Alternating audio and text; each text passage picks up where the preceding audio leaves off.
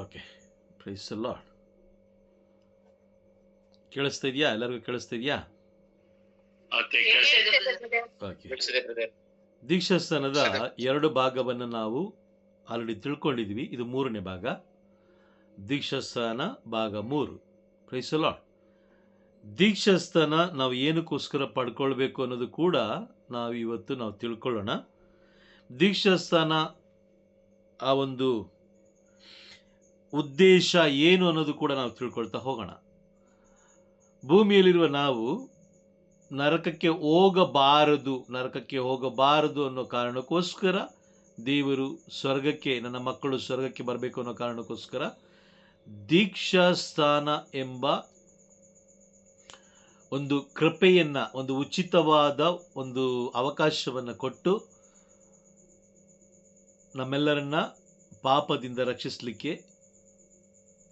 ರಕ್ಷಿಸಿಕೊಂಡು ಆತ್ಮವನ್ನು ರಕ್ಷಿಸಿಕೊಂಡು ಸ್ವರ್ಗಕ್ಕೆ ಪ್ರವೇಶ ಮಾಡಲಿಕ್ಕೆ ಒಂದು ಅವಕಾಶ ಕೊಟ್ಟಿದ್ದಾರೆ. ಬೈಬಲ್ ಏನು ಹೇಳುತ್ತೆ ನೋಡೋಣ. ಎಜೆಕಿಯೇಲ್ ಪ್ರವಾದಿಯ ಗ್ರಂಥ 18ನೇ ಅಧ್ಯಾಯ 23ನೇ ವಾಕ್ಯ ಓದಿ. ಎಜೆಕಿಯೇಲ್ 18:23. ಸರ್ವೇಶ್ವರನಾದ ದೇವರು ಇಂತೆನ್ನುತ್ತಾರೆ, ದುಷ್ಟನ ಸಾವಿನಲ್ಲಿ ನನಗೆ ಲವಲೇಶವಾದರೂ ಸಂತೋಷವಿಲ್ಲ. ಅವನು ತನ್ನ ದುರ್ಮಾರ್ಗವನ್ನು ಬಿಟ್ಟು ಬಾಳುವುದೇ ನನಗೆ ಸಂತೋಷ. Price the Lord. ಇಲ್ಲಿ ಸರ್ವೇಶ್ವರ ಸ್ವಾಮಿ ಹೇಳ್ತಾರೆ ನೋಡಿ, ಅವರು ಮನಸ್ಸು ಮಾಡಿದ್ರೆ ನಾವು ಮಾಡುತ್ತಿರುವ ಪಾಪಗಳಿಂದ ಒಂದೇ ಒಂದು 2 ಸೆಕೆಂಡಲ್ಲಿ ಅವರು ನಮ್ಮನ್ನು ಈ ಲೋಕದಿಂದ ತೆಗಿಬೋದು ಅಲ್ವಾ? 2 ಸೆಕೆಂಡ್ ಸಾಕು ಅವರಿಗೆ, ಜಾಸ್ತಿ ಬೇಡ. 2 ಸೆಕೆಂಡಲ್ಲಿ ನಮ್ಮನ್ನು ಈ ಭೂಮಿಯಿಂದಲೇ ತೆಗಿಬೋದು. ಆದರೆ ಸರ್ವೇಶ್ವರ ಸ್ವಾಮಿ ನಮಗೆ ಮತ್ತೊಮ್ಮೆ ಒಂದು ಅವಕಾಶವನ್ನು ಕೊಡ್ತಾ ಇದ್ದಾರೆ. ದುಷ್ಟನ ಸಾವಿನಲ್ಲಿ ನನಗೆ ಲವಲೇಶವಾದರೂ ಸಂತೋಷ ಇಲ್ಲ, ಸ್ವಲ್ಪವೂ ಕೂಡ ನನಗೆ ಸಂತೋಷವಿಲ್ಲ. ಅವನು ತನ್ನ ದುರ್ಮಾರ್ಗವನ್ನು ಬಿಟ್ಟು ಬಾಳುವುದೇ ನನಗೆ ಸಂತೋಷ ಎಂದು ಸರ್ವೇಶ್ವರ ಸ್ವಾಮಿ ಹೇಳ್ತಾ ಇದ್ದಾರೆ. Praise the Lord. ಅದೇ ಎಜೆಕಿಯೇಲ್ ಪ್ರವಾದಿಯ ಗ್ರಂಥ 33ನೇ ಅಧ್ಯಾಯ 11ನೇ ವಾಕ್ಯವನ್ನು ಓದೋಣ. 33:11. ನನ್ನ ಜೀವದಾಣೆ, ದುಷ್ಟನ ಸಾವಿನಲ್ಲಿ ನನಗೆ ಲವಲೇಶವು ಸಂತೋಷವಿಲ್ಲ. ಅವನು ತನ್ನ ದುರ್ಮಾರ್ಗವನ್ನು ಬಿಟ್ಟು ಬಾಳುವುದೇ ನನಗೆ ಸಂತೋಷ. ಇಸ್ರಾಯೇಲ್ ವಂಶದವರೇ, ನಿಮ್ಮ ದುರ್ಮಾರ್ಗಗಳನ್ನು ಬಿಟ್ಟು ಬಾಳುವುದೇ ನನಗೆ ಸಂತೋಷ. ಇಸ್ರಾಯೇಲ್ ವಂಶದವರೇ, ನಿಮ್ಮ ದುರ್ಮಾರ್ಗಗಳನ್ನು ಬಿಟ್ಟು ಬಿಡಿ. ನೀವು ಏಕೆ ಸಾಯಬೇಕು? ಇದು ಸರ್ವೇಶ್ವರನಾದ ದೇವರ ನುಡಿ. Praise the Lord. ಇಲ್ಲಿ ನೋಡಿ, ವಾಕ್ಯ ಸ್ಪಷ್ಟವಾಗಿ ನಾವು ಕೇಳಿಸ್ಕೊಳ್ತಾ ಇದ್ದೀವಿ. ದೇವರು ನಮಗೆ ಕೊಡುತ್ತಿರುವಂತ ಒಂದು ಉಚಿತ ಅವಕಾಶ. Praise the Lord. ದೇವರು ನಮ್ಮನ್ನು ಉಂಟು ಮಾಡಿದ್ದು ನಮ್ಮನ್ನು ನಾಶ ಮಾಡಲಿಕ್ಕೆ ಅಲ್ಲ, ಬದಲಾಗಿ ಅವರು ನಮ್ಮನ್ನು ಸಮೃದ್ಧಿಯಾಗಿ ಈ ಭೂಮಿಯಲ್ಲಿ ನಾವು ಜೀವಿಸಿ, ಅವರ ಸಾಕ್ಷಿಯ ಮಕ್ಕಳಾಗಿ ಜೀವಿಸಿ, ಈ ಲೋಕಕ್ಕೆ ಬೆಳಕಾಗಿ ಜೀವಿಸಿ, ಅವರನ್ನು ಈ ಲೋಕಕ್ಕೆ ಪರಿಚಯಿಸುವಂಥ ಮಕ್ಕಳಾಗಿ ಜೀವಿಸಿ, ಅವರ ನಾಮವನ್ನು ಮಹಿಮೆಪಡಿಸುವಂಥ ಮಕ್ಕಳಾಗಿ ಜೀವಿಸಿ, ನಂತರ ನಾವು ಸ್ವರ್ಗಕ್ಕೆ ಬರಬೇಕು ಅನ್ನೋದೇ ದೇವರ ಇಚ್ಛೆ. ಆದರೆ ಈ ಭೂಮಿ ಸೈತಾನನ ಕೈವಶದಲ್ಲಿರುವ ಕಾರಣ ಈ ಭೂಮಿ ಏನು ಮಾಡುತ್ತೆ ಅಂತ ಹೇಳಿದ್ರೆ, ಈ ಭೂಮಿ ಮನುಷ್ಯನನ್ನು ಮಾರ್ಪಡಿಸುತ್ತೆ, ಮನುಷ್ಯನನ್ನು ಬದಲಾಯಿಸುತ್ತೆ, ಮನುಷ್ಯನ ಆಶೀರ್ವಾದವನ್ನು ಕಿತ್ಕೊಳ್ಳುತ್ತೆ, ಕೃಪೆಗಳನ್ನು ಕಿತ್ಕೊಳ್ಳುತ್ತೆ, ನಂತರ ಅಭಿಷೇಕವನ್ನು ಕಿತ್ಕೊಳ್ಳುತ್ತೆ. ಅವನು 100ರಷ್ಟು ಫಲವಾಗಿರುವಂತಹ ಮನುಷ್ಯ ಕೊನೆಗೆ ಅವನು ಶೂನ್ಯನಾಗಿ ನಂತರ ನರಕಕ್ಕೆ ಹೋಗೋ ರೀತಿ ಈ ಭೂಮಿ ಮಾರ್ಪಡಿಸುತ್ತೆ. Praise the Lord. ಸೊ ಹಾಗಾಗಿ ಈ ಭೂಮಿಯಲ್ಲಿರುವ ಮನುಷ್ಯ, ಅವನ ಸಾವಿನಲ್ಲಿ ನನಗೆ ಲವಲೇಶವು ಸಂತೋಷವಿಲ್ಲ, ಅವನು ತನ್ನ ದುರ್ಮಾರ್ಗವನ್ನು ಬಿಟ್ಟು ಬಾಳುವುದೇ ನನಗೆ ಸಂತೋಷ ಎಂದು ಸರ್ವೇಶ್ವರ ಸ್ವಾಮಿ ನುಡಿತಾ ಇದ್ದಾರೆ. Praise the lord. ಓಕೆ, ಅದೇ ಎಜೆಕಿಯೇಲ್ ಪ್ರವಾದಿಯ ಗ್ರಂಥ 18ನೇ ಅಧ್ಯಾಯ 32ನೇ ವಾಕ್ಯವನ್ನು ಓದೋಣ. 18:32. ಯಾರ ಸಾವಿನಲ್ಲೂ ನನಗೆ ಸಂತೋಷವಿಲ್ಲ. ಪಾಪಕ್ಕೆ ವಿಮುಖರಾಗಿ ಜೀವಿಸಿರಿ. ಇದು ಸರ್ವೇಶ್ವರನಾದ ದೇವರ ನುಡಿ. ಸರ್ವೇಶ್ವರನಾದ ದೇವರ ನುಡಿ. Praise the Lord. ಪಾಪಕ್ಕೆ ವಿಮುಖರಾಗಿ ಜೀವಿಸಿರಿ, ಪಾಪಕ್ಕೆ ವಿಮುಖರಾಗಿ ಜೀವಿಸಿರಿ. ನೋಡಿ, ಮತ್ತಾಯನ ಬರೆದ ಶುಭ ಸಂದೇಶದಲ್ಲಿ ಈ ವಾಕ್ಯವನ್ನು ಮತ್ತೆ ನಾವು ಕೇಳಬಹುದು. ದೇವರು ನಮ್ಮನ್ನು ಎಷ್ಟು ಪ್ರೀತಿ ಮಾಡ್ತಾರೆ ಅಂತ ಹೇಳಿದ್ರೆ, ಅವರು ನಮ್ಮನ್ನು ನಾಶವಾಗಿ ಹೋಗ್ಲಿಕ್ಕೆ ಬಿಡೋದಿಲ್ಲ. Praise the Lord. ನೋಡಿ, ಮತ್ತಾಯನ ಬರೆದ ಶುಭ ಸಂದೇಶ, ಮತ್ತಾಯ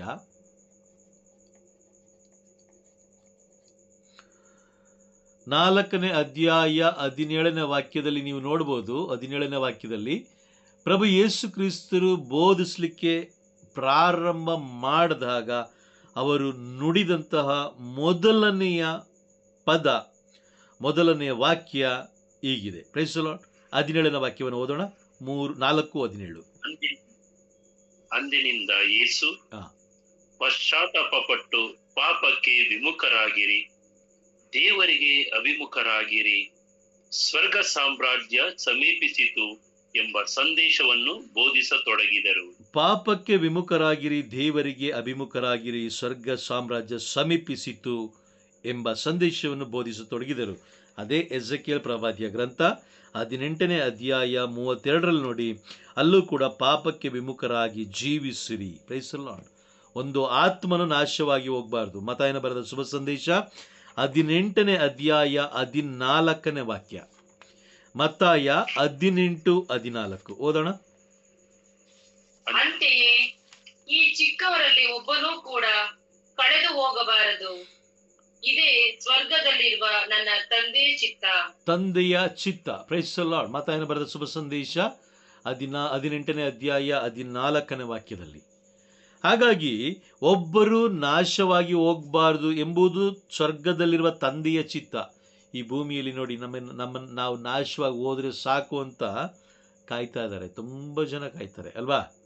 ಬಂಧು ಬಳಗದವರು ಇರ್ಬೋದು, ಸಂಬಂಧಿಕರು ಇರ್ಬೋದು, ಅಕ್ಕಪಕ್ಕ ಮನೆಯವರು ಇರ್ಬೋದು, ಸ್ನೇಹಿತರು ಇರ್ಬೋದು. ಎಲ್ಲರೂ ಏನಂತ ಬಯಸ್ತಾರೆ? ಈ ಲೋಕ ಏನಂತ ಬಯಸುತ್ತೆ? ಇವನು ನಾಶವಾಗಿ ಹೋಗ್ಬೇಕು, ಹಾಳಾಗೋಗ್ಬೇಕು ಅಲ್ವಾ? ಇವನು ನಾಶವಾಗಿ ಹೋಗ್ಬೇಕು, ಇವನು ಹಾಳಾಗೋಗ್ಬೇಕು ಅನ್ನೋದೇ ಲೋಕದ ಆಸೆ. ಆದರೆ ತಂದೆಯ ಆಸೆ, ತಂದೆಯ ಚಿತ್ತ ನೋಡಿ, ಈ ಚಿಕ್ಕವರಲ್ಲಿ ಒಬ್ಬನು ಕೂಡ ಕಳೆದು ಹೋಗಬಾರ್ದು. ಚಿಕ್ಕವರಲ್ಲಿ ಒಬ್ಬನು ಕೂಡ ನೋಡಿ, ದೇವರು ನಮ್ಮನ್ನು ಎಷ್ಟರ ಮಟ್ಟಿಗೆ ಪ್ರೀತಿಸ್ತಾರೆ. Price the lord. ಅದಕ್ಕೋಸ್ಕರ ನಾವು ದೇವರೊಂದಿಗೆ ಮಾತನಾಡೋದನ್ನು ಕಲಿಬೇಕು. ನಮ್ಮನ್ನು ಯಾರು ಅತಿ ಹೆಚ್ಚಾಗಿ ಪ್ರೀತಿಸ್ತಾರೋ ಅವರ ಜೊತೆಯಲ್ಲಿ ನಾವು ಜೀವಿಸಬೇಕು. Price the lord. ಸುಮ್ಮನೆ ಕಾಟಾಚಾರಕ್ಕೆ ಬಂದು ಬಾಯಿ ಮಾತಿನಿಂದ ನಾನು ಪ್ರೀತಿ ಮಾಡ್ತೀನಿ ಅಂತ ಹೇಳುವಂಥವರಿಂದ ನಾವು ಸ್ವಲ್ಪ ದೂರ ಇದ್ದರೆ ಒಳ್ಳೆಯದು. ಹಾಗಾಗಿ ಎಜೆಕಿಯೇಲ್ ಪ್ರವಾದಿಯ ಗ್ರಂಥ 18ನೇ ಅಧ್ಯಾಯ 23ನೇ ವಾಕ್ಯ, ಎಜೆಕಿಯೇಲ್ ಪ್ರವಾದಿಯ ಗ್ರಂಥ 33ನೇ ಅಧ್ಯಾಯ ವಾಕ್ಯ 11, ಎಜೆಕಿಯೇಲ್ ಪ್ರವಾದಿಯ ಗ್ರಂಥ 18ನೇ ಅಧ್ಯಾಯ ವಾಕ್ಯ 32, ಮತ್ತಾಯನ ಬರೆದ ಶುಭ ಸಂದೇಶ 18ನೇ ಅಧ್ಯಾಯ 14ನೇ ವಾಕ್ಯ. ಈ ಎಲ್ಲ ವಾಕ್ಯಗಳನ್ನು ನಾವು ಓದಬೇಕಾದ್ರೆ ಅಲ್ಲೊಂದು ನಮಗೆ ಸತ್ಯ ಗೊತ್ತಾಗುತ್ತೆ. ಯಾರ ಸಾವಿನಲ್ಲೂ ದೇವರಿಗೆ ಸಂತೋಷವಿಲ್ಲ. ಯಾರ ಸಾವಿನಲ್ಲೂ ಸಂತೋಷವಿಲ್ಲ. ಅಲ್ಲಿ ವಾಕ್ಯ ಸ್ಪಷ್ಟವಾಗಿ ಹೇಳುತ್ತೆ, ಯಾರ ದುಷ್ಟರ ಸಾವಿನಲ್ಲಿ, ಯಾವ ಪಾಪಿಯ ಮರಣದಲ್ಲೂ ಅವರಿಗೆ ಸಂತೋಷವಿಲ್ಲ. ಹಾಗಾದರೆ ಇಲ್ಲೊಂದು ಅವಕಾಶವನ್ನು ದೇವರು ಕೊಡ್ತಾರೆ. ಒಬ್ಬ ಪಾಪಿ ಪರಿವರ್ತನೆ ಹೊಂದಲಿಕ್ಕೆ ಒಂದು ಅವಕಾಶ ಕೊಡ್ತಾರೆ. ಆ ಅವಕಾಶನೇ ದೀಕ್ಷಾಸ್ಥಾನ.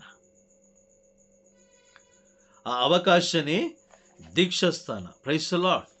ಆ ಅವಕಾಶವನ್ನು ನಾವು ಬಹಳ ಗೌರವದಿಂದ ನಾವು ಕಾಣಬೇಕು. ನಾವು ಅನ್ಕೊಳ್ತೀವಿ ದೀಕ್ಷಾಸ್ಥಾನ ನಾವು ಸಣ್ಣ ಮಕ್ಕಳಿರಬೇಕಾದ್ರೆ ದೇವಾಲಯದಲ್ಲಿ ಕೊಟ್ಟಿದ್ದಾರೆ, ಸೊ ಹಾಗಾಗಿ ನಮಗೇನು ಅವಶ್ಯಕತೆ ಇಲ್ಲ ಅಂತ ಹೇಳಿದ್ರೆ ಇಲ್ಲ. ಅದರ ಅವಶ್ಯಕತೆ ತುಂಬ ಇದೆ. 3 ರೀತಿಯಾದ ದೀಕ್ಷಾಸ್ಥಾನಗಳನ್ನು ನಾವು ಕಾಣ್ಬೋದು. ಬೈಬಲ್ ಹೇಳೋ ಪ್ರಕಾರ ಸ್ನಾನಿಕ ಯೋಹಾನರು ನುಡಿಯುವಂತೆ 3 ರೀತಿಯ ದೀಕ್ಷಾಸ್ಥಾನಗಳನ್ನು ನಾವು ಕಾಣ್ಬೋದು. ಮೊದಲನೇದು ನೀರಿನಿಂದ, ಎರಡನೇದು ಪವಿತ್ರಾತ್ಮರಿಂದ, ಮೂರನೇದು ಅಗ್ನಿಯಿಂದ. ಈ 3 ದೀಕ್ಷಾ ಸ್ಥಾನಗಳನ್ನು ನಾವು ಸ್ನಾನಿಕ ಯೋಹಾನ ನುಡಿದಿರುವಂತೆ ನಾವು ತಿಳ್ಕೊಂಡಿದ್ದೀವಿ. Praise the Lord. ಪ್ರಭು ಯೇಸು ಕ್ರಿಸ್ತರ ಮುಖಾಂತರ ನಾವು ನೋಡಿ ದೀಕ್ಷಾಸ್ಥಾನ ಪಡ್ಕೊಳ್ಳೋದು ಉದ್ದೇಶ ಏನು ಅಂತ ಹೇಳಿದ್ರೆ, ವಾಕ್ಯ ಓದೋಣ. ಗಲಾತ್ಯರಿಗೆ ಬರೆದ ಪತ್ರ 3ನೇ ಅಧ್ಯಾಯ ವಾಕ್ಯ 26 ಹಾಗೂ 27 ಓದೋಣ. ಕ್ರಿಸ್ತ ಯೇಸುವಿನಲ್ಲಿ ಇಟ್ಟಿರುವ ವಿಶ್ವಾಸದ ಮೂಲಕ ನೀವೆಲ್ಲರೂ ದೇವರ ಮಕ್ಕಳಾಗಿದ್ದೀರಿ. ಹೇಗೆಂದರೆ ಕ್ರಿಸ್ತ ಯೇಸುವಿನಲ್ಲಿ ಒಂದಾಗುವುದಕ್ಕೆ ದೀಕ್ಷಾಸ್ಥಾನ ಮಾಡಿಸಿಕೊಂಡಿರುವ ನೀವೆಲ್ಲರೂ ಕ್ರಿಸ್ತಂಬರರಾಗಿದ್ದೀರಿ. Price the lord. ನೀವೆಲ್ಲರೂ ದೇವರ ಮಕ್ಕಳು, ನೀವೆಲ್ಲರೂ ದೇವರ ಮಕ್ಕಳು. ಬೈಬಲ್ ನೋಡಿ ವಾಕ್ಯ ಸ್ಪಷ್ಟವಾಗಿ ಹೇಳ್ತಾ ಇದೆ, ನೀವೆಲ್ಲರೂ ದೇವರ ಮಕ್ಕಳು. ಹೇಗೆ ದೇವರ ಮಕ್ಕಳು? ಅಲ್ಲಿ ವಾಕ್ಯ 27ನೇ ವಾಕ್ಯ ಮುಂದುವರಿಸ್ತಾ ಹೇಳ್ತಾರೆ, ಹೇಗೆಂದರೆ ಅದಕ್ಕೊಂದು ಕಾರಣ ಕೊಡ್ತಾರೆ. ಯಾಕೆ ನೀವು ದೇವರ ಮಕ್ಕಳು? ದೇವರ ಮಕ್ಕಳು ಅನ್ನೋದಕ್ಕೂ ಒಂದು ಕಾರಣ ಬೇಕಲ್ವಾ? Praise the Lord. ಹೌದಾ? ಬೇಕು. ಈ ದಿನಗಳಲ್ಲಿ ನಾನೊಂದು ವಿಡಿಯೋ ನಾನು ಶೇರ್ ಮಾಡಿದ್ದೆ, ಗ್ರೂಪಲ್ಲಿ ಒಂದು ವಿಡಿಯೋ ಶೇರ್ ಮಾಡಿದ್ದೆ. ಏನು? ನಮಗೆ ಬೈಬಲ್ ಇರುವಂತೆ ಸೈತಾನನಿಗೂ ಕೂಡ ಒಂದು ಗ್ರಂಥ ಇದೆ. ಅದು ಬೈಬಲ್ ಅಲ್ಲ, ಗ್ರಂಥ. ಅದು ಸೈತಾನನ ಗ್ರಂಥ. ಸೈತಾನನಿಗೆ ಒಂದು ದೇವಾಲಯನೂ ಇದೆ. ಇದೆಯಾ? Praise the Lord. ಇದೆ. ಎಷ್ಟು ಎಚ್ಚರಿಕೆಯಾಗಿರ್ಬೇಕು ನಾವು ಅಂತ ಹೇಳಿದ್ರೆ, ಒಂದೇ ಒಂದು ಕ್ಷಣದಲ್ಲಿ ಅವನೇನ್ ಮಾಡ್ತಾನೆ? ನಮ್ಮನ್ನ ಮೋಸಗೊಳಿಸ್ತಾನೆ, ಮರುಳುಗೊಳಿಸ್ತಾನೆ. ಅದಕ್ಕೋಸ್ಕರನೇ ನಾವು ದೇವರ ಮಕ್ಕಳು. ಕೆಲವು ಬಾರಿ ನೋಡಿ, ನಾವು ದೇವರ ಮಕ್ಕಳು ಅಂತ ಇರ್ತೀವಿ. ಆದರೆ ಸ್ವಲ್ಪ ಏನಾದ್ರು ಕಷ್ಟ ಬಂದಾಗ ನಾವೇನು ಹೇಳ್ತೀವಿ?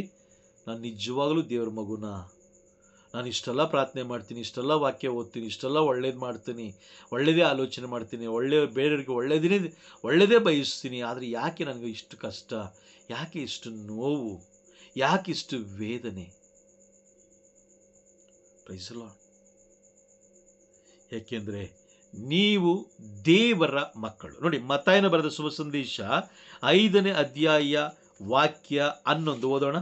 ಮತ್ತಾಯನ ಬರೆದ ಶುಭ ಸಂದೇಶ, ಅದಕ್ಕೊಂದು ಸುಂದರವಾದ ವಾಕ್ಯ ಇಲ್ಲಿ ಪ್ರಭು ಯೇಸು ಕ್ರಿಸ್ತರು ನುಡಿದಿದ್ದಾರೆ. ಮತ್ತಾಯನ ಬರೆದ ಶುಭ ಸಂದೇಶ 5ನೇ ಅಧ್ಯಾಯ 11ನೇ ವಾಕ್ಯ.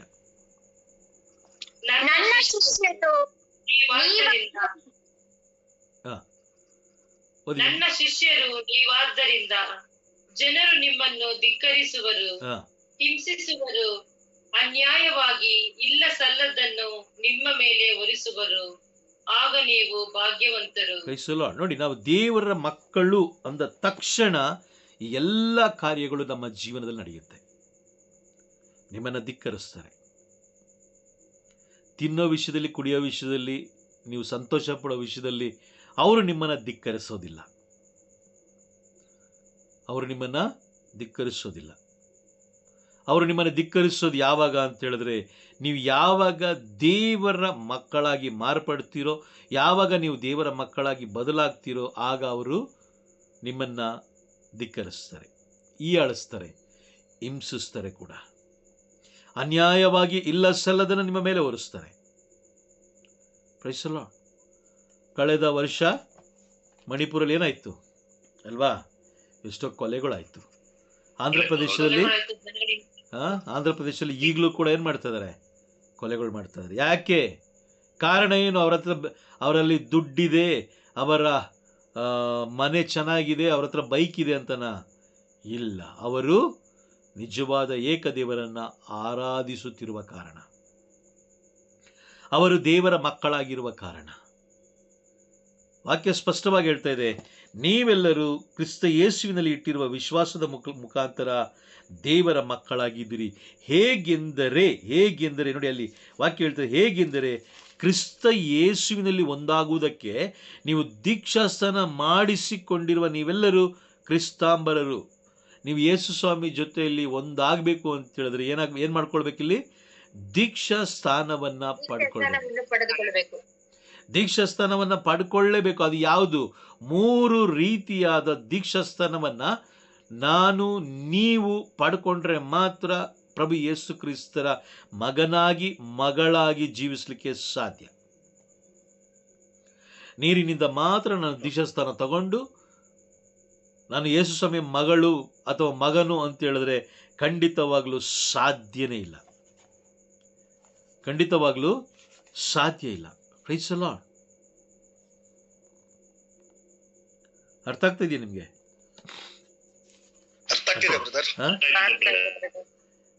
ಯಾವಾಗ ನಾವು ಕ್ರಿಸ್ತ ಯೇಸುವಿನ ಮಕ್ಕಳಾಗಿ ಜೀವಿಸ್ತೀವೋ ಆಗ ಅವರ ಸ್ವಭಾವ ನಮ್ಮಲ್ಲಿರುತ್ತೆ,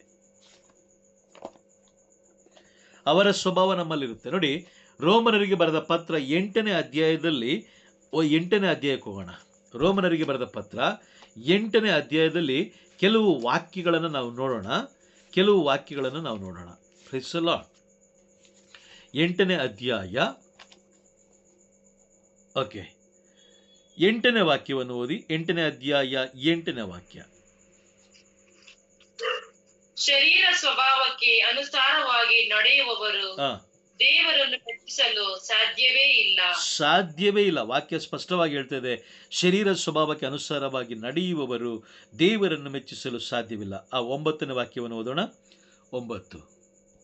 ನಿಮ್ಮಲ್ಲಿ ನಿಜವಾಗಿಯೂ ದೇವರ ಆತ್ಮವು ನೆಲೆಸಿದ್ದರೆ ನೀವು ಶರೀರ ಸ್ವಭಾವಕ್ಕೆ ಅನುಸಾರವಾಗಿ ಜೀವಿಸದೆ ಪವಿತ್ರಾತ್ಮ ಅವರ ಚಿತ್ತಕ್ಕೆ ಅನುಸಾರವಾಗಿ ಜೀವಿಸುತ್ತೀರಿ. ಯಾರಲ್ಲಿ ಕ್ರಿಸ್ತ ಯೇಸುವಿನ ಆತ್ಮ ಇಲ್ಲವೋ ಅಂಥವನು ಕ್ರಿಸ್ತ ಯೇಸುವಿಗೆ ಸೇರಿದವನಲ್ಲ. ಯಾರಲ್ಲಿ ದೇವರ ಆತ್ಮ, ಯೇಸುವಿನ ಆತ್ಮ ಇಲ್ಲವೋ ಅಂಥವನು ಕ್ರಿಸ್ತ ಯೇಸುವಿಗೆ ಸೇರಿದವನಲ್ಲ. ಆದರೆ ಗಲಾತ್ಯರಿಗೆ ಬರೆದ ಪತ್ರ 3ನೇ ಅಧ್ಯಾಯ 26ನೇ ವಾಕ್ಯ ಈಗ ನೀವು ಓದಿ ನೋಡಿ, ಅಲ್ಲಿ ಸ್ಪಷ್ಟವಾಗಿ ಹೇಳುತ್ತೆ. ಗಲಾತ್ಯರಿಗೆ ಬರೆದ ಪತ್ರ 3ನೇ ಅಧ್ಯಾಯ 27ನೇ ವಾಕ್ಯ ನೋಡಿ, ಕ್ರಿಸ್ತ ಯೇಸುವಿನಲ್ಲಿ ಒಂದಾಗುವುದಕ್ಕೆ ದೀಕ್ಷಾಸ್ನಾನ ಮಾಡಿಸಿಕೊಂಡಿರುವ ನೀವೆಲ್ಲರೂ ಕ್ರಿಸ್ತಾಂಬರರು. ಇಲ್ಲಿ ವಾಕ್ಯ ಹೇಳ್ತದೆ, ಯೇಸುವಿನ ಆತ್ಮ ಯಾರಲ್ಲಿಲ್ಲವೋ ಅಂಥವನು ಯೇಸುವಿಗೆ ಸೇರಿದವನಲ್ಲ. ಹಾಗಾದರೆ ಪವಿತ್ರಾತ್ಮರಿಂದ ದೀಕ್ಷಾಸ್ನಾನ ಪಡ್ಕೊಳ್ಳೋದು ಕೂಡ ಅತಿ ಉತ್ತಮ ಅಲ್ಲ, ಅತಿ ಉತ್ತಮ, ಅವಶ್ಯಕವೂ ಕೂಡ. Praise the Lord. ನೋಡಿ, ಯೋಹಾನನು ಬರೆದ ಶುಭ ಸಂದೇಶ 3ನೇ ಅಧ್ಯಾಯ ವಾಕ್ಯ 5-6ರಲ್ಲಿ ಹೇಳ್ತಾರೆ, ಒಬ್ಬನು ಹೊಸದಾಗಿ ಹುಟ್ಟದಿದ್ದರೆ ಅವನು ಏನಾಗಲ್ವಂತೆ. ಓದಿ, ಆ ವಾಕ್ಯ ಓದಿ. 3ನೇ ಅಧ್ಯಾಯ ವಾಕ್ಯ 5-6. ಅದಕ್ಕೆ ಪ್ರತ್ಯುತ್ತರವಾಗಿ ಯೇಸು, ನಾನು ನಿನಗೆ ಸತ್ಯವಾಗಿ ಹೇಳುತ್ತೇನೆ, ನೀರಿನಿಂದಲೂ ಪವಿತ್ರಾತ್ಮನಿಂದಲೂ ಹುಟ್ಟಿದ ಹೊರತು ಯಾವನು ದೇವರ ಸಾಮ್ರಾಜ್ಯವನ್ನು ಪ್ರವೇಶಿಸಲಾರನು. ಸ್ಪಷ್ಟವಾಗಿ ಯೇಸು ಸ್ವಾಮಿ ಹೇಳ್ಬಿಟ್ರು, ನೀರಿನಿಂದಲೂ ಪವಿತ್ರಾತ್ಮರಿಂದಲೂ ಹುಟ್ಟಿದ ಹೊರತು ಯಾವನು ದೇವರ ರಾಜ್ಯವನ್ನು ಪ್ರವೇಶಿಸಲು ಸಾಧ್ಯವಿಲ್ಲ. ವಾಕ್ಯ ಇದೆಯಾ? ಸ್ಪಷ್ಟವಾಗಿ ಯೇಸು ಸ್ವಾಮಿ ಹೇಳಿದ್ರು. ಈಗ ಯೇಸು ಸ್ವಾಮಿ ಹೇಳಿದ ಮೇಲೆ ನಾವು ಅದನ್ನೇನು ಮಾಡಬೇಕು? ಪಡ್ಕೊಳ್ಳೇಬೇಕು ಅಲ್ವಾ? ಆದ್ರೆ ನಾವೇನ್ ಮಾಡ್ತೀವಿ? ಯೇಸು ಸ್ವಾಮಿಯನ್ನ ಸ್ವಾಮಿ ಅಂತ ಕರಿತೀವಿ. ಅವ್ರು ಹೇಳ್ದಂಗೆ ನಾವು ಕೇಳೋದಿಲ್ಲ, ಅವ್ರು ಹೇಳ್ದಾಗೆ ನಾವು ಕೇಳೋದಿಲ್ಲ. ಬೈಬಲ್ ಹೇಳೋದು ಕೇಳೋದಿಲ್ಲ, ಆದ್ರೆ ಬೋಧಕ ಹೇಳೋದನ್ನ ನಾವು ಕೇಳ್ತೀವಿ. ಎಷ್ಟು ಜನ ಪರೀಕ್ಷೆ ಮಾಡ್ತಾ ಇದ್ದಾರೆ? ಈಗ ಒಬ್ಬ ಬೋಧಕರು ಬಂದು ನಿಮ್ಮ ಹತ್ರ ಹೇಳ್ತಾ ಇದ್ದಾರೆ, ಏನೋ ಒಂದು ಬೋಧಿಸ್ತಾ ಇದಾರೆ ಅಂದ್ರೆ ಎಷ್ಟು ಜನ ಅದನ್ನ ಬೈಬಲಲ್ಲಿ ಪರಿಶೋಧಿಸ್ತಾ ಇದೀವಿ ನಾವು? ಹೇಳಿ ನೋಡೋಣ. ಇಲ್ಲ, ಅವ್ರು ಏನ್ ಹೇಳ್ತಾರೋ ಅದನ್ನ ನಾವು ಕೇಳ್ಕೊಂಡು ಬರ್ತಾ ಇದೀವಿ. ಅವ್ರು ಏನ್ ಹೇಳ್ತಾರೋ ಅದನ್ನ ನಾವು ನಂಬ್ತಾ ಇದೀವಿ. ಹೌದು, ಪ್ರೈಸ್ ದಿ ಲಾರ್ಡ್. ಅವ್ರು ಏನು ಹೇಳ್ತಾರೋ ಅದನ್ನ ನಾವು ನಂಬ್ತಾ ಇದೀವಿ. ಯಾಕೆ? ಅಂತಿಮ ದಿನಗಳಲ್ಲಿ ಸಂತ ಇವರು ಯಾರು ಯೋಹಾನರು ಬರೆದಿಟ್ರು. ಪ್ರಕಟಣೆ ಪುಸ್ತಕ ಬರೆದಂತಹ ಯೋಹಾನನು, ಶುಭ ಸಂದೇಶ ಬರೆದಂತಹ ಯೋಹಾನರು ಬರೆದಿಟ್ಟಿದ್ದಾರೆ. ಏನು? 1 ಯೋಹಾನ 4ನೇ ಅಧ್ಯಾಯದಲ್ಲಿ ಅವರು ಸ್ಪಷ್ಟವಾಗಿ ಹೇಳ್ತಾ ಇದ್ದಾರೆ ನೋಡಿ. 2ನೇ ವಾಕ್ಯ, ಅಂತಿಮ 1-2 ವಾಕ್ಯ 1 ಹಾಗೂ 2 ಓದಿ. 1 ಯೋಹಾನ 4ನೇ ಅಧ್ಯಾಯ ವಾಕ್ಯ 1-2. ನಾವು ಪವಿತ್ರಾತ್ಮ ಪ್ರೇರಿತರು ಎಂದು ಹೇಳುವ ಎಲ್ಲರನ್ನು ನಂಬಬಾರದು. ಆ ಪ್ರೇರಣೆ ದೇವರಿಂದ ಬಂದಿದೆಯೇ ಎಂದು ಪರೀಕ್ಷಿಸಿ ನೋಡಬೇಕು. ಏಕೆಂದರೆ ಎಷ್ಟೋ ಮಂದಿ ಕಪಟ ಪ್ರವಾದಿಗಳು ಎಲ್ಲೆಡೆಯಲ್ಲೂ ಹರಡಿದ್ದಾರೆ. ದೇವರ ಆತ್ಮದಿಂದ ಬಂದ ಪ್ರೇರಣೆಯನ್ನು ನೀವು ಹೀಗೆ ಗುರುತಿಸಬಹುದು. ಮನುಷ್ಯ ಆಗಿ ಬಂದ ಕ್ರಿಸ್ತ ಯೇಸುವನ್ನು ಒಪ್ಪಿಕೊಳ್ಳುವ ಆತ್ಮವು ದೇವರಿಂದ ಪ್ರೇರಿತವಾದುದು. ಮೂರನೇದು, ಯೇಸುವನ್ನು ಒಪ್ಪಿಕೊಳ್ಳದ ಆತ್ಮ ದೇವರಿಂದ ಪ್ರೇರಿತವಾದುದಲ್ಲ. ಅದು ಕ್ರಿಸ್ತ ವಿರೋಧಿಯ ಆತ್ಮ. ಅದು ಬರುವುದೆಂದು ನೀವು ಕೇಳಿದ್ದೀರಿ, ಈಗಾಗಲೇ ಅದು ಲೋಕದಲ್ಲಿ ತಲೆದೋರಿದೆ. ನೋಡಿ, ಸ್ಪಷ್ಟವಾಗಿ ಹೇಳ್ಬಿಟ್ರು. ಯೇಸುವನ್ನು ಒಪ್ಪಿಕೊಳ್ಳುವ ಆತ್ಮ ಅದು ದೇವರಿಂದ ಪ್ರೇರಿತವಾದದ್ದು. ಯೇಸುವನ್ನು ಒಪ್ಪಿಕೊಳ್ಳದ ಆತ್ಮ ಅದು ವಿರೋಧಿಯ ಆತ್ಮ. ವಿರೋಧಿ ಆತ್ಮ. ಈ ದಿನಗಳಲ್ಲಿ ಎಷ್ಟು ಜನ ನಾವು ಪವಿತ್ರ ಆತ್ಮರಿಂದ ತುಂಬಲ್ಪಡ್ತಾ ಇದ್ವಿ, ಎಷ್ಟು ಜನ ನಾವು ಪವಿತ್ರ ಆತ್ಮರ ಬಗ್ಗೆ ತಿಳ್ಕೊಳ್ತಾ ಇದ್ದೀವಿ, ಎಷ್ಟು ಜನ ನಾವು ಪವಿತ್ರ ಆತ್ಮರಿಗೆ ಪ್ರಮುಖ ಸ್ಥಾನ, ಅತ್ಯಂತ ಪ್ರಮುಖ ಸ್ಥಾನವನ್ನು ನಾವು ಕೊಡ್ತಾ ಇದ್ದೀವಿ, ಹೇಳಿ ನೋಡೋಣ. ಪವಿತ್ರಾತ್ಮರಿಗೆ ರೋಮನ್ ಕಥೋಲಿಕಲ್ಲಿ ಮುಖ್ಯವಾಗಿ ಹೇಳ್ಬೇಕಂದ್ರೆ ರೋಮನ್ ಕಥೋಲಿಕದಲ್ಲಿ ಸ್ಥಾನವೇ ಇಲ್ಲ. ಅದೇ ಬೇರೆ ಪಂಗಡಗಳಲ್ಲಿ ಅವರಿಗೆ ಪವಿತ್ರಾತ್ಮರ ಬಗ್ಗೆ ಗೊತ್ತಿದೆ, ಆದರೂ ಕೂಡ ಅವ್ರೇನ್ ಮಾಡ್ತಾರೆ, ಅತಿ ಹೆಚ್ಚು ಅಲ್ಲಗಳಿತಾರೆ, ಅತಿ ಹೆಚ್ಚು ಅವಮಾನ ಪಡಿಸ್ತಾರೆ. ಪವಿತ್ರಾತ್ಮರಿಗೆ ನಾವು ಮೊದಲನೆಯ ಸ್ಥಾನ ಕೊಡಲೇಬೇಕು. ಎಲ್ಲರಿಗಿಂತ ಮುಖ್ಯವಾದ ಸ್ಥಾನ ನಾವು ಪವಿತ್ರಾತ್ಮರಿಗೆ ಕೊಡಬೇಕು. ಕಾರಣ ಏನು ಗೊತ್ತಾ? ನ್ಯಾಯ ತೀರ್ಪಿಗೆ ನಮ್ಮನ್ನ ಸಿದ್ಧತೆ ಮಾಡೋದು ಪವಿತ್ರಾತ್ಮರು ಒಬ್ಬರು ಮಾತ್ರ. ಅವ್ರು ಬಿಟ್ಟರೆ ಬೇರೆ ಯಾರು ಮಾಡಕ್ ಸಾಧ್ಯ ಇಲ್ಲ. ಬೇರೆ ಯಾರು, ಬೈಬಲ್ ಹೇಳೋ ಪ್ರಕಾರ ಬೇರೆ ಯಾರು ನ್ಯಾಯ ತೀರ್ಪಿಗೆ ನಮ್ಮನ್ನ ಸಿದ್ಧತೆ ಮಾಡಲಿಕ್ಕೆ ಸಾಧ್ಯವಿಲ್ಲ. ಆದರೆ ನಾವು ನೋಡಿ, ಯೇಸು ಸ್ವಾಮಿ ಹೇಳೋದನ್ನೇ ನಾವು ಕೇಳ್ತಾ ಇಲ್ಲ. ಯೋಹಾನ 14:15 ಹೇಳ್ತಾರೆ, ಲೂಕ 6:46 ಹೇಳ್ತಾರೆ, ನೀವು ನನ್ನನ್ನು ಸ್ವಾಮಿ ಸ್ವಾಮಿ ಅಂತ ಹೇಳ್ತೀರಾ, ಆದರೆ ಒಬ್ಬನು ಹೊಸದಾಗಿ ನೀರಿನಿಂದಲೂ ಪವಿತ್ರಾತ್ಮರಿಂದಲೂ ಹುಟ್ಟದಿದ್ದರೆ ಅವನು ಸ್ವರ್ಗ ಸಾಮ್ರಾಜ್ಯವನ್ನು ಪ್ರವೇಶ ಮಾಡಲಾರ ಅಂತ ನಾನು ನಿಮಗೆ ತಿಳಿಸ್ಕೊಟ್ರೂ ಕೂಡ ನೀವು ನನ್ನನ್ನು ಸ್ವಾಮಿ ಸ್ವಾಮಿ ಅಂತೀರಾ, ಆದರೆ ನನ್ನ ಮಾತನ್ನು ನೀವು ಕೇಳೋದಿಲ್ಲ. ಯಾಕೆ? ಈ ದಿನಗಳಲ್ಲಿ ಪವಿತ್ರಾತ್ಮರಿಗೆ ನೀಡಬೇಕಾದ ಅತ್ಯಂತ ಉನ್ನತವಾದ ಸ್ಥಾನವನ್ನು ನಾವು ಸಂತರುಗಳಿಗೆ ಕೊಡ್ತಾ ಇದ್ದೀವಿ, ಬೋಧಕರಿಗೆ ಕೊಡ್ತಾ ಇದ್ದೀವಿ, ಮಾತಿ ಮರಿಗಳಿಗೆ ಕೊಡ್ತಾ ಇದ್ದೀವಿ. ಆದರೆ ಪವಿತ್ರಾತ್ಮರಿಗೆ ನಾವು ಕೊಡ್ತಾ ಇಲ್ಲ. ಹಾಗಾಗಿ ನಾವು ಬಲಹೀನರಾಗ್ತಾ ಇದ್ದೀವಿ, ಅವಿವೇಕಿಗಳಾಗ್ತಾ ಇದ್ದೀವಿ. Price the lord. ಅವಿವೇಕಿಗಳಾಗ್ತಾ ಇದ್ದೀವಿ. ನೋಡಿ, ಈ ದಿನಗಳಲ್ಲಿ ನಾವು ಒಬ್ಬ ಹೊಸದಾಗಿ ಹುಟ್ಟದೆ ಹೋದರೆ, ಈಗ ಚಿಕ್ಕ ಮಕ್ಕಳಲ್ಲಿ ದೀಕ್ಷಾಸ್ಥಾನವನ್ನು ನಾವು ಪಡ್ಕೊಂಡಿರ್ತೀವಿ, ಆದರೆ ಪಾಪದ ಬಗ್ಗೆ ಅರಿವು ಇರೋದಿಲ್ಲ. ಏನು?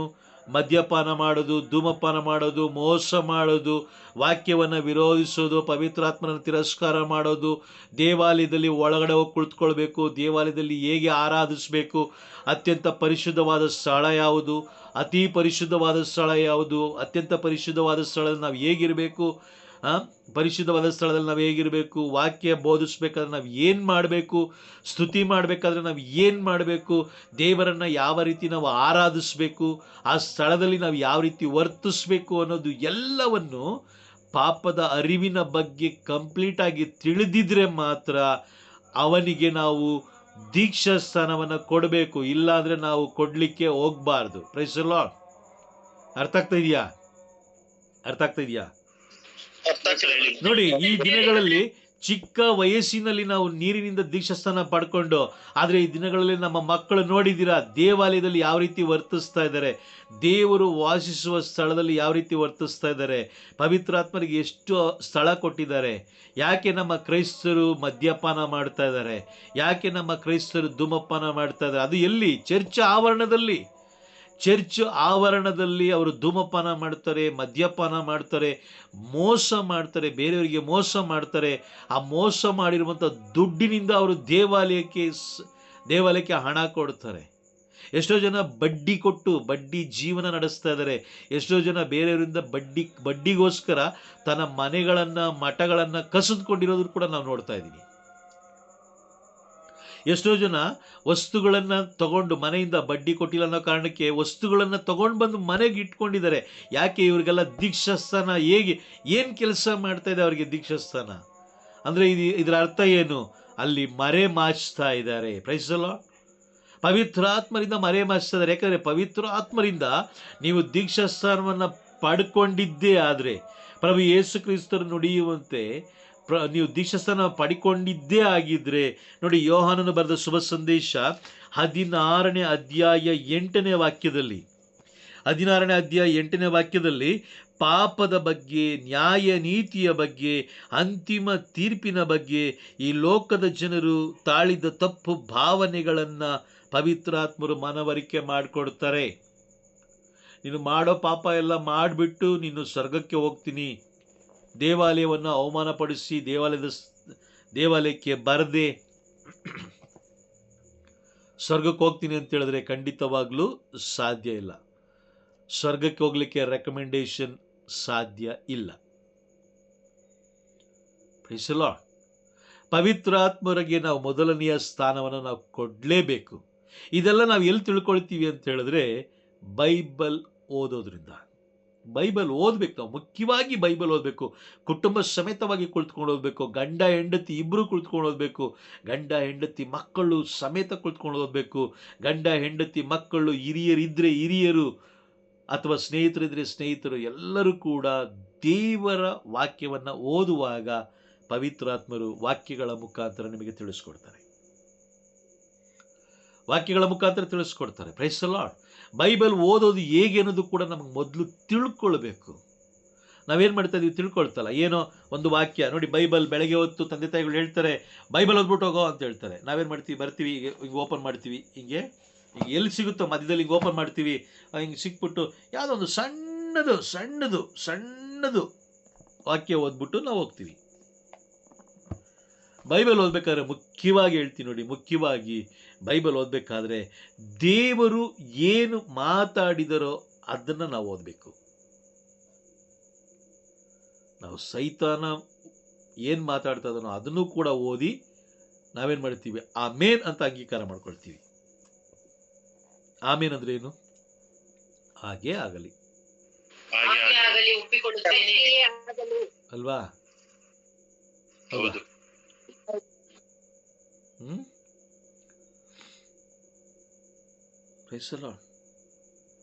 ಸೈತಾನನ ವಾಕ್ಯಗಳನ್ನು ಕೂಡ ನಾವು ಆಮೇನ್ ಅಂತ ಹೇಳಿ, ಶಾಪಗಳನ್ನು ಕೂಡ ನಾವು ಆಮೇನ್ ಅಂತ ಹೇಳಿ ನಾವು ಅಂಗೀಕಾರ ಮಾಡ್ಕೊಳ್ತೀವಿ.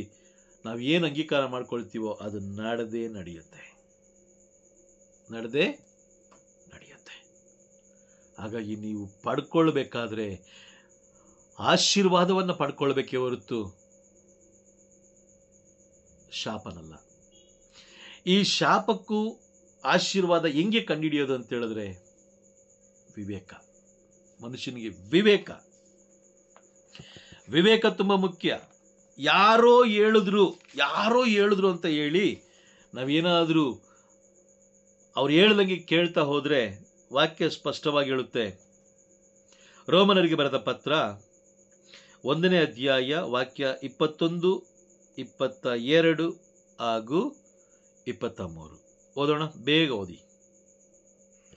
ದೇವರನ್ನು ಅವರು ಅರಿತಿದ್ದರು, ದೇವರೆಂದು ಗೌರವಿಸಲಿಲ್ಲ, ದೇವರಿಗೆ ಉಪಕಾರ ಸ್ಮರಣೆಯನ್ನು ಮಾಡಲಿಲ್ಲ. ಬದಲಾಗಿ ಅವರು ವ್ಯರ್ಥ ಆಲೋಚನೆಗಳಲ್ಲಿ ಮಗ್ನರಾದರು. ಅವರ ವಿವೇಕರಹಿತ ಮನಸ್ಸು ಅಂಧಕಾರಮಯ ಆಯಿತು. ಸಾಕು ಅಲ್ಲಿ ವಾಕ್ಯ ಸ್ಪಷ್ಟವಾಗಿ ನಮ್ಗೆ ಅರ್ಥ ಸಿಕ್ತು. ಅವರು ವ್ಯರ್ಥ ಆಲೋಚನೆಗಳಲ್ಲಿ ಮಗ್ನರಾಗಿದ್ದ ಕಾರಣ ಅವರ ವಿವೇಕರಹಿತ ಮನಸ್ಸು ಅಂಧಕಾರಮಯವಾಯಿತು. ಅವರ ವಿವೇಕ ಅವಿವೇಕವಾಗಿ ಮಾರ್ಪಡ್ತು. ಕಳೆದ ಕ್ಲಾಸಲ್ಲಿ ನಾನು ನಿಮ್ಗೆ ತಿಳಿಸ್ಕೊಟ್ಟಿದ್ದೆ, ಸೈತಾನ ಏನು ದೊಡ್ಡ ಬಲಶಾಲಿ ಏನೂ ಅಲ್ಲ. ಅವನು ಬೆಟ್ಟನ ತೆಗೆದು ಅಲ್ಲಿ ಬೇರೆ ಕಡೆ ಇಡ್ತೀನಿ, ಅಲ್ಲಿರೋ ಬೆಟ್ಟ ಇಲ್ಲಿ ತೆಗಿತೀನಿ, ಮತ್ತು ಬಿಲ್ಡಿಂಗೆಲ್ಲ ಬೀಳಿಸ್ತೀನಿ, ಅದು ಮಾಡ್ತೀನಿ ಇದು ಮಾಡ್ತೀನಿ, ಅದೆಲ್ಲ ಏನು ಇಲ್ಲವೇ ಇಲ್ಲ. ಅವನ ಹತ್ರ ಪವರ್ ಅನ್ನೋದೇ ಇಲ್ಲ. ಯಾಕಂದರೆ ಎಲ್ಲ ಪವರನ್ನು ಯಾರ ಕೈಯಲ್ಲಿದೆ? ಈಗ ಪ್ರಭು ಯೇಸು ಕ್ರಿಸ್ತರ ಕೈಯಲ್ಲಿದೆ ಅಲ್ವಾ? ಆದರೆ ಇವನೇನು ಮಾಡ್ತಾನಂದ್ರೆ, ಎಲ್ಲಿ ವಿವೇಕ ಇರುತ್ತೋ ಅಲ್ಲಿ ಅವಿವೇಕವನ್ನು ಬಿತ್ತುತ್ತಾನೆ, ಎಲ್ಲಿ ಸತ್ಯ ಇರುತ್ತೋ ಅಲ್ಲಿ ಸುಳ್ಳನ್ನು ಬಿತ್ತುತ್ತಾನೆ. ಎಲ್ಲಿ ಧೈರ್ಯ ಇರುತ್ತೋ ಅಲ್ಲಿ ಭಯವನ್ನು ಬಿತ್ತುತ್ತಾನೆ. ಎಲ್ಲಿ ನ್ಯಾಯ ಇರುತ್ತೋ ಅಲ್ಲಿ ಅನ್ಯಾಯವನ್ನು ಬಿತ್ತುತ್ತಾನೆ. Price the Lord. ದೇವರು ಏನು ಹೇಳ್ತಾರೋ ಅದಕ್ಕೆ ವಿರುದ್ಧವಾಗಿ ಒಬ್ಬನ ಉಂಟು ಮಾಡ್ತಾನೆ.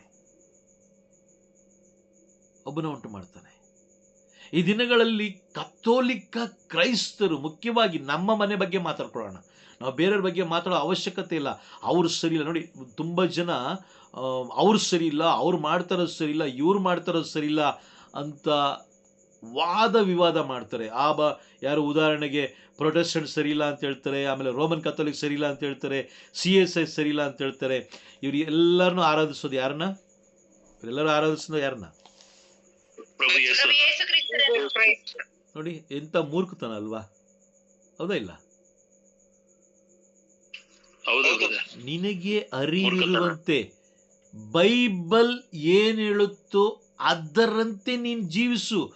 ಬೇರೆಯವರನ್ನ ತೀರ್ಪಿಡ್ಲಿಕ್ಕೆ ನಿನಗೆ ರೈಟ್ಸ್ ಕೊಟ್ಟವ್ರು ಯಾರು? ಪ್ರೊಟೆಸ್ಟೆಂಟ್ ಸರಿ ಇಲ್ಲ ಅಂತ ಹೇಳಕ್ಕೆ ನಿನ್ಗೆ ಯಾರು ರೈಟ್ಸ್ ಕೊಟ್ಟಿದ್ದು? ರೋಮನ್ ಕಥೋಲಿಕ್ ಸರಿ ಇಲ್ಲ ಅಂತ ಹೇಳಕ್ಕೆ ನಿನಗೆ ರೈಟ್ಸ್ ಕೊಟ್ಟಿದ್ದು ಯಾರು? CSI ಸರಿ ಇಲ್ಲ ಅಂತ ಹೇಳಲಿಕ್ಕೆ ರೈಟ್ಸ್ ಕೊಟ್ಟಿದ್ದು ಯಾರು? ಯಾರು ಅಧಿಕಾರ ಕೊಟ್ಟಿದ್ದು? Praise the Lord. ನಿಮ್ಮ ಇಷ್ಟ ಬಂದಾಗಿ ಜೀವಿಸೋದು ಕಥೋಲಿಕ ಜೀವನ ಅಲ್ಲ, ಕ್ರೈಸ್ತಿಯ ಜೀವನ ಅಲ್ಲ. ದೀಕ್ಷಾ ಸ್ಥಾನದ ಜೀವನ. ದೀಕ್ಷಾ ಸ್ಥಾನ ಅಂದ್ರೆ ಏನು ಗೊತ್ತಾ? ಶಾಶ್ವತವಾದ ಒಂದು ಅಗ್ರಿಮೆಂಟ್ ಅದು. ದೀಕ್ಷಾ ಸ್ಥಾನ ಪಡ್ಕೊಂಡಿದ್ದ ತಕ್ಷಣ ಅವನು ಏನಾಗಿ ಮಾರ್ಪಡ್ತಾನೆ? ನೂತನ ಸೃಷ್ಟಿಯಾಗಿ ಮಾರ್ಪಡ್ತಾನೆ. ಯೇಸು ಸ್ವಾಮಿಯ ಅನುಯಾಯಿಯಾಗಿ ಮಾರ್ಪಡ್ತಾನೆ. ಎಷ್ಟು ಜನ ಅನುಯಾಯಿ ಆಗಿದ್ದೀವಿ ನಾವು? ಎಷ್ಟು ಜನ ನಾವು ಸುಳ್ಳು ಬೋಧನೆಗಳನ್ನು ಕೇಳ್ತಾ ಇಲ್ಲ? ಎಷ್ಟು ಜನ ನಾವು ಅನ್ಯಾಯ ಮಾಡ್ತಾ ಇಲ್ಲ? ಎಷ್ಟು ಜನ ನಾವು ಸ್ತುತಿಗೆ, ಆರಾಧನೆಗೆ ವಿರುದ್ಧವಾಗಿ ನಡ್ಕೊಳ್ತಾ ಇಲ್ಲ? ಬೇಡ, ಎಷ್ಟು ಜನ ನಾವು ದೇವರಿಗೆ ಸಮಯ ಕೊಡ್ತಾ ಇದ್ದೀವಿ? ಯೋಚನೆ ಮಾಡಿ ನೋಡೋಣ. ಒಂದು ಸತ್ಯ ತಿಳ್ಕೊಳ್ಳೋಣ, ಭಾನುವಾರ ಮಾತ್ರ 1 ಗಂಟೆಗಳ ಕಾಲ ನೀನು ಬಲಿಪೂಜೆ ನೋಡ್ತೀನಿ, ಬಲಿಪೂಜೆ ನೋಡಿ ಅದರ ಮುಖಾಂತರ ನಾನು ಸ್ವರ್ಗಕ್ಕೆ ಹೋಗ್ತೀನಿ, ನಾನು ಯೇಸು ಸ್ವಾಮಿಯ ಮಗಳು ಅಂತ ಹೇಳಿದ್ರೆ ಅದಕ್ಕಿಂತ ಮೂರ್ಖತನ ಬೇರೆ ಯಾವುದೂ ಇಲ್ಲ. Praise the Lord. ನನಗೆ ಅವ್ರು ಗೊತ್ತಿದ್ದಾರೆ, ನನಗೆ ಇವ್ರು ಗೊತ್ತಿದ್ದಾರೆ, ಅವರು ನನಗೆ ಡೈರೆಕ್ಟರ್ ಗೊತ್ತಿದ್ದಾರೆ, ನನಗೆ ಅವ್ರು ಯಾವುದು ಅಲ್ಲಿ ಬರೋದಿಲ್ಲ. ಯಾಕಂದರೆ ಡೈರೆಕ್ಟ್ರೇ ಬೀಳ್ತಾನೆ ಕೆಳಗಡೆ. Praise the Lord. ವಾಕ್ಯ ಸ್ಪಷ್ಟವಾಗಿ ಹೇಳುತ್ತೆ, ಬೇರೆಯವರಿಗೆ ತೀರ್ಪಿಡಬೇಡ, ನೀನು ಕೂಡ ತೀರ್ಪಿಗೆ ಒಳಗಾಗ್ತೀಯ. ನೀನು ಮಾಡುತ್ತಿರುವ ಸೇವೆ ಬೈಬಲ್ಗೆ ವಿರುದ್ಧವಾಗಿದ್ದರೆ ನಿನಗೆ ದಂಡನೆ ಖಂಡಿತವಾಗಲೂ ಸಿಗುತ್ತೆ. ಅಥವಾ ಅವ್ರು ಏನಾದ್ರು ಮಾಡ್ತಾ ಇದ್ದಾರೆ ಅಂದರೆ ಅವ್ರಿಗೂ ಸಿಗುತ್ತೆ, ಬೇರೆಯವ್ರು ಮಾಡ್ತಾ ಇದ್ದಾರೆ ಬೇರೆಯವ್ರಿಗೂ ಸಿಗುತ್ತೆ. ಆದರೆ ಇದರ ಅಸ್ಥಿವಾರದ ಮೇಲೆ ನೀನಿದ್ದೀಯಾ? ಇದರಲ್ಲಿ ಒಂದನ್ನು ನೀನು ಸೇರಿಸಬಾರ್ದು, ಒಂದನ್ನು ನೀನು ತೆಗಿಬಾರ್ದು. ಆಮೇನ್. ಇದು ಹೇಗಿದೆಯೋ ಇದು ಹೇಗಿದೆಯೋ ಹಾಗೆ. ಇಲ್ಲ, ನಾನು ಬಿಷಪ್ಪು ಇದರಿಂದ ಒಂದು ತೆಗಿತೀನಿ ಅಂತ ಹೇಳಿದ್ರೆ, ಪ್ರಕಟಣೆ ಗ್ರಂಥ 22ನೇ ಅಧ್ಯಾಯ 18ನೇ ವಾಕ್ಯದಲ್ಲಿ ಹೇಳೋ ಪ್ರಕಾರ ಎಲ್ಲಿ ಸ್ಥಳ ಇಲ್ಲ? ಸ್ವರ್ಗದಲ್ಲಿ. ಇಲ್ಲ, ನಾನು ದೊಡ್ಡ ಬೋಧಕ, ನಾನು ಇಡೀ ಭಾರತ ದೇಶಕ್ಕೆಲ್ಲ ನನ್ನ ಹೆಸರು ಗೊತ್ತಿದೆ, ನಾನು ಇದರಿಂದ ಒಂದು ತೆಗಿತೀನಿ, ನನ್ನ ಇಷ್ಟದಂಗೆ ನಾನು ಬೋಧನೆ ಮಾಡ್ತೀನಿ ಅಂದರೆ ಅವ್ರಿಗೂ ಕೂಡ ಸ್ಥಳ ಇಲ್ಲ. ಯಾರಿಗೂ ಸ್ಥಳ ಇಲ್ಲ. ಬೈಬಲನ್ನು ಯಾರು ಏನು ಮಾಡುವಂತಿಲ್ಲ, ಅದಲು ಬದಲು ಮಾಡಂಗಿಲ್ಲ. ಹಾಗಾಗಿ ಜ್ಞಾನೋಕ್ತಿಗಳ ಗ್ರಂಥ 5ನೇ ಅಧ್ಯಾಯ 1ನೇ ವಾಕ್ಯದಲ್ಲಿ ನಾವು ಸ್ಪಷ್ಟವಾಗಿ ನಾವು ಓದ್ತೀವಿ, ಬೈಬಲನ್ನು ಓದಬೇಕಾದ್ರೆ ವಿವೇಕದಿಂದ ಓದಬೇಕು, ಅವಿವೇಕದಿಂದ ಅಲ್ಲ. ವಿವೇಕದಿಂದ ಓದಬೇಕು. ಜ್ಞಾನೋಕ್ತಿ 4:20-21 ನಾವು ನೋಡ್ತೀವಿ, ಕಿವಿ ಕೊಟ್ಟು ಓದಬೇಕು, ಕಿವಿಗೊಡಬೇಕು. ದೇವ್ರ ನನ್ನ ಜೊತೆಲಿ ಏನು ಮಾತಾಡ್ತಾ ಇದ್ದಾರೆ ಅನ್ನೋದನ್ನ ನಾವು ಕಿವಿಗೊಟ್ಟು ನಂತರ ಆ ವಾಕ್ಯಗಳನ್ನು ಹೃದಯದಲ್ಲಿ ಇಟ್ಕೊಳ್ಬೇಕು. Praise the Lord. ಯಾರಾದರೂ ಆಗಲಿ, ಎಷ್ಟು ದೊಡ್ಡ ಬೋಧಕರೇ ಆಗಿರಲಿ, ಎಂತೆಂಥ ಪವಾಡ ಮಾಡುವಂಥವರೇ ಇರಲಿ, ಎಂತೆಂಥ ಅದ್ಭುತ ಮಾಡುವಂಥವರೇ ಇರಲಿ, ಯಾರಾದರೂ ಒಬ್ಬರು ನಾನು ನಿನ್ನನ್ನು ಪರಲೋಕಕ್ಕೆ ಕಳಿಸ್ಕೊಡ್ತೀನಿ ಅಂತ ಒಂದು ಬಲವಾದ ಆಶ್ವಾಸನೆ ಕೊಡಲಿಕ್ಕೆ ಇದ್ದಾರಾ? ಕೊಡಕ್ಕಾಗುತ್ತಾ? ಇಲ್ಲ ಬ್ರದರ್, ಆಗಲ್ಲ. ಸಾಧ್ಯನೇ ಇಲ್ಲ. ಅವರವರ ಆತ್ಮ ಕಾಪಾಡ್ಕೊಳ್ಳೋದೇ ಕಷ್ಟ. ವಾಕ್ಯ ಇನ್ನೊಬ್ಬನ ಆತ್ಮ ಕಾಪಾಡ್ತೀನಿ ಅಂದ್ರೆ ಅದಾಗಲ್ಲ.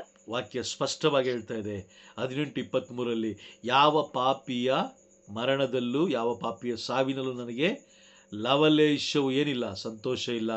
ಆತ ಮಾರ್ಪಡಬೇಕು, ಆತ ಮಾರ್ಪಡಬೇಕು ಅಂತ ಹೇಳಿದ್ರೆ ಪವಿತ್ರಾತ್ಮ ಎಂಬ ದೀಕ್ಷಾಸ್ಥಾನವನ್ನು ಅವನು ಪಡ್ಕೊಳ್ಬೇಕು. ಆಮೇಲೆ ಪ್ರತಿಯೊಬ್ಬರು ಪವಿತ್ರಾತ್ಮ ಎಂಬ ದೀಕ್ಷಾಸ್ಥಾನವನ್ನು ಪಡ್ಕೊಂಡ್ರೆ ಮಾತ್ರ ಅಲ್ಲಿ ಯೋಹಾನ 16:8 ಪ್ರಕಾರ ನ್ಯಾಯ ತೀರ್ಪಿಗೆ, ಅಂತಿಮ ದಿನಕ್ಕೆ, ಪಾಪದ ಬಗ್ಗೆ, ನ್ಯಾಯ ನೀತಿಯ ಬಗ್ಗೆ, ನ್ಯಾಯ ತೀರ್ಪಿನ ಬಗ್ಗೆ ಪವಿತ್ರಾತ್ಮರು ಒಬ್ಬರು ನಮ್ಮನ್ನ ಮುನ್ನಡೆಸಲಿಕ್ಕೆ ಸಾಧ್ಯ.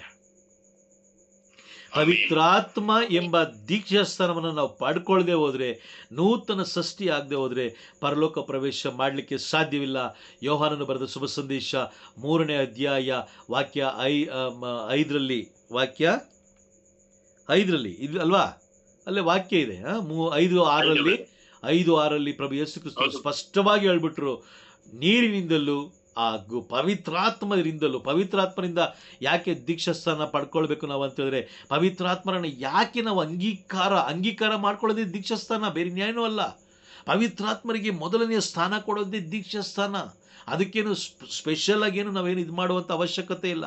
ದೇವರ ಒಂದೊಂದು ವಾಕ್ಯಗಳಲ್ಲಿ ವಿಶ್ವಾಸ ಇಡೋದು, ದೇವರ ಒಂದೊಂದು ವಾಕ್ಯಗಳನ್ನು ಅನುಭವಿಸೋದು, ಒಂದೊಂದು ವಾಕ್ಯಗಳನ್ನು ಓದೋದು. ಯಾಕೆ ಬೈಬಲ್ನ ಓದಬೇಕು, ಕಿವಿ ಕೊಡಬೇಕು, ವಿವೇಕದಿಂದ ಓದಬೇಕು, ಹೃದಯದಲ್ಲಿ ಇಟ್ಕೊಳ್ಬೇಕು ಅಂತ ಹೇಳಿದ್ರೆ ಈ ಬೈಬಲನ್ನು ಬರೆಸಿದ್ದೇ ಪವಿತ್ರಾತ್ಮರು. ಆಮೇನ್. ಅರ್ಥ ಆಗ್ತಾ ಇದೆಯಾ? ಪವಿತ್ರಾತ್ಮರು ಅಥವಾ ಬೈಬಲ್ ಎರಡು ಒಂದೇನೆ. ಪವಿತ್ರಾತ್ಮರು ಬೇರೆ ಅಲ್ಲ, ಬೈಬಲ್ ಬೇರೆ ಅಲ್ಲ. ಬೈಬಲ್ ಅನ್ನ ನೀವು ಬಿಟ್ರಿ ಅಂತ ಹೇಳಿದ್ರೆ ನಿಮಗೆ ಪರಲೋಕ ಇಲ್ಲ. ನೋಡಿ, ನಾವು ಡ್ರೈವರ್ ಅಂತ ಹೇಳಿದ್ರೆ ಡ್ರೈವಿಂಗ್ ಮಾಡ್ತೀವಿ ಅಂದರೆ ಒಂದು DL ಕೊಡ್ತಾರೆ, ಒಂದು ಡ್ರೈವಿಂಗ್ ಲೈಸೆನ್ಸ್ ಕೊಡ್ತಾರೆ. ವಿಮಾನದಲ್ಲಿ ಆರ್ತೀವಿ ಅಂದರೆ ಒಂದು ಪಾಸ್ಪೋರ್ಟ್ ಕೊಡ್ತಾರೆ. ಅದೇ ಥರನೇ ಪರಲೋಕಕ್ಕೆ ಪ್ರವೇಶ ಮಾಡಬೇಕು ಅಂತ ಹೇಳಿದ್ರೆ ಪವಿತ್ರಾತ್ಮರು ನಮಗೆ ಒಂದು ಬೈಬಲನ್ನು ಕೊಟ್ಟಿದ್ದಾರೆ. ಆ ಬೈಬಲನ್ನು ಹೊಂದಿಕೊಂಡ್ರೆ, ಆ ಬೈಬಲನ್ನು ಪಡ್ಕೊಂಡ್ರೆ ಮಾತ್ರ ಪರಲೋಕ ಪ್ರವೇಶ ಮಾಡಲಿಕ್ಕೆ ಸಾಧ್ಯ. ಇಲ್ಲ ನಾನು ನೀರಿನಿಂದ ದೀಕ್ಷಾಸ್ಥಾನ ತಗೊಂಡಿದ್ದೀನಿ ಅಂತ ಹೇಳಿದ್ರೆ ಏನು ಮಾಡೋಕ್ಕಾಗಲ್ಲ. ಯಾಕೆ ಹೇಳಿ?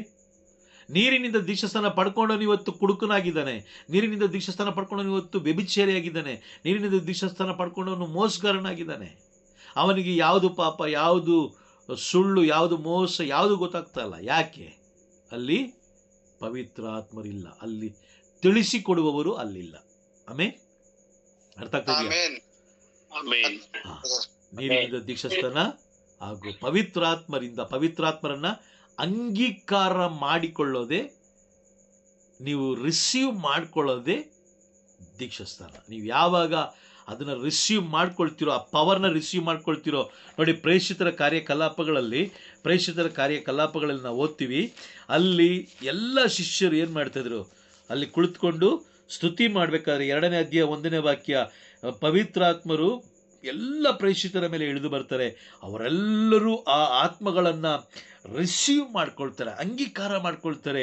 ಆಗ ನೋಡಿ, ಅವರೆಲ್ಲರೂ ಆತ್ಮ ಪ್ರೇರಣೆಯಿಂದ ಬೇರೆ ಬೇರೆ ಭಾಷೆಗಳಲ್ಲಿ ಮಾತಾಡಿದ್ರು, ಅದೇ ರೀತಿ ಶಕ್ತಿಯನ್ನು ಪಡ್ಕೊಂಡ್ರು, ಪವರನ್ನು ಪಡ್ಕೊಂಡ್ರು, ಪರಲೋಕದ ಪ್ರಜೆಗಳಾಗಿ ಮಾರ್ಪಟ್ರು. ನೀವು ರಿಸೀವ್ ಮಾಡ್ಕೊಳ್ಬೇಕು, ಅವ್ರನ್ನ ನೀವು ಅಂಗೀಕಾರ ಮಾಡ್ಕೊಳ್ಬೇಕು. ಪ್ರತಿದಿನ ಎದ್ದ ತಕ್ಷಣ ಪವಿತ್ರಾತ್ಮರಲ್ಲಿ ಬೇಡಬೇಕು ನೀವು, ಅಪ್ಪ ನಿಮ್ಮ ಚಿತ್ತದಂತೆ ನನ್ನನ್ನು ಮುನ್ನಡೆಸ್ರಿ, ನ್ಯಾಯ ತೀರ್ಪನ್ನು ಗೆಲ್ಲುವಂತೆ ನನ್ನನ್ನು ಬಲಪಡಿಸ್ರಿ ಅಂತ ಪ್ರಾರ್ಥನೆ ಮಾಡಬೇಕು. Praise the Lord. ನಾವೇನು ಮಾಡ್ತಾ ಇದ್ದೀವಿ? ಯಾರೋ ಬೋಧಕರು ಹೇಳಿದ್ರು ಅಂತೇಳಿ ವಿಗ್ರಹಗಳ ಮುಂದೆ ಹೋಗಿ ನಿಂತ್ಕೊಂಡು ಬಡ ಬಡ ಬಡ ಬಡ ಬಡ ಬಡ ಅಂತ ನಾವು ಪ್ರಾರ್ಥನೆ ಮಾಡ್ತೀವಿ. ಆ ಬಡ ಬಡ ಲಾಸ್ಟ್ಗೆ ಬಾಯಿ ಬಡ್ಕೊಳ್ಬೇಕಷ್ಟೇ. ಧರ್ಮಸಭೆನೂ ಅದೇ ಹೇಳ್ತಾ ಇದೆ, ಸಂತರುಗಳನ್ನು ನೀವು ಗೌರವಿಸಿರಿ, ಆದರೆ ಅವರನ್ನು ನೀವು ಮಹಿಮೆ ಪಡಿಸಬೇಡಿ. Price the Lord. ಅರ್ಥ ಆಯ್ತಾ? ಇದು ದೀಕ್ಷಾಸ್ಥಾನ ಎರಡನೇದೇನು? ಪವಿತ್ರಾತ್ಮರಿಂದ ದೀಕ್ಷಾಸ್ಥಾನವನ್ನು ಹೊಂದಿಕೊಳ್ಳೋದು. Praise the Lord. ಅರ್ಥ ಆಯ್ತಾ? ಅರ್ಥ ಆಯ್ತು ಬ್ರದರ್. Okay fine. ಪ್ರೈಸ್ ಅಲ್ಲ.